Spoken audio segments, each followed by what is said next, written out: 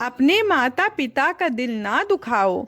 शादी की सुहाग सेज पर बैठी एक स्त्री का पति जब भोजन का थाल लेकर अंदर आया तो पूरा कमरा उस स्वादिष्ट भोजन की खुशबू से भर गया। उस स्त्री ने अपने पति से निवेदन किया कि माँ जी को भी यहीं बुला लेते हैं तो हम तीनों साथ बैठकर भोजन करते। पति ने कहा, छोड़ो उन्हें, वो खाकर सो गई होंगी, आओ हम साथ में भोजन करते हैं। उस स्त्री ने पुण्य अपने पति से कहा कि नहीं, मैंने उन्हें खाते हुए नहीं देखा है। तो पति ने जवाब दिया कि क्यों तुम जिद कर रही हो, शादी के कार्य से थक गई होंगी इसलिए सो गई होंगी, नींद टूटेगी तो खुद भोजन कर लेंगी, तुम आओ हम प्यार से खाना खाते हैं। उस स्त्री ने तुरंत तलाक लेने का फैसला कर लिया और तलाक लेकर उसने दूसरी शादी कर ली और इधर उसके पहले पति ने भी दूसरी शादी कर ली। दोनों अलग अलग सुखी घर गृहस्थी बसा कर चुके थे और खुशी खुशी रहने लगे। इधर उस स्त्री के दो बच्चे हुए जो बहुत ही सुशील और आज्ञाकारी थे।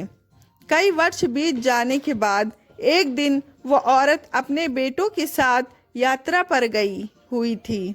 एक जगह तीनों माँ बेटे भोजन के लिए रुके और बेटे भोजन परोसकर माँ से खाने की विनती करने लगे।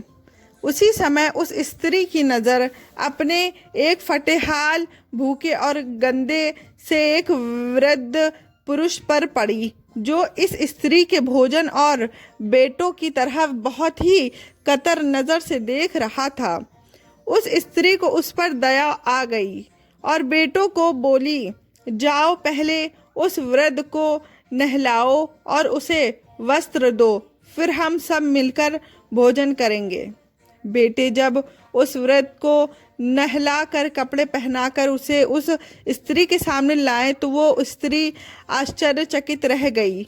वो वृद्ध वही था जिससे उसने शादी की सुहागरात को ही तलाक ले लिया था। उसने उससे पूछा कि क्या हो गया जो तुम्हारी हालत इतनी दयनीय हो गई। तो उस वृद्ध ने नज़र झुका के कहा कि सब कुछ होते ही मेरे बच्चे मुझे भोजन नहीं देते थे, मेरा तिरस्कार करते थे, मुझे घर से बाहर निकाल दिया।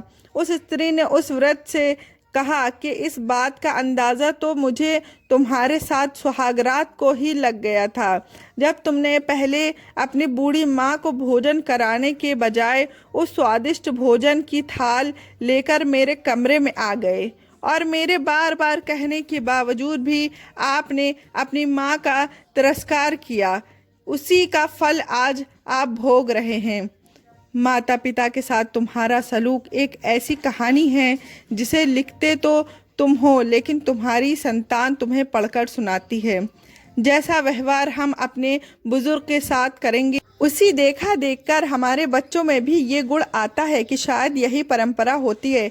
याद रखना मेरे प्यारे दोस्तों, माँ बाप नाराज तो ईश्वर नाराज। अपना ख्याल रखें, अपने बड़ों का ख्याल रखें। फिर मिलते हैं नेक्स्ट वीडियो में। Bye bye.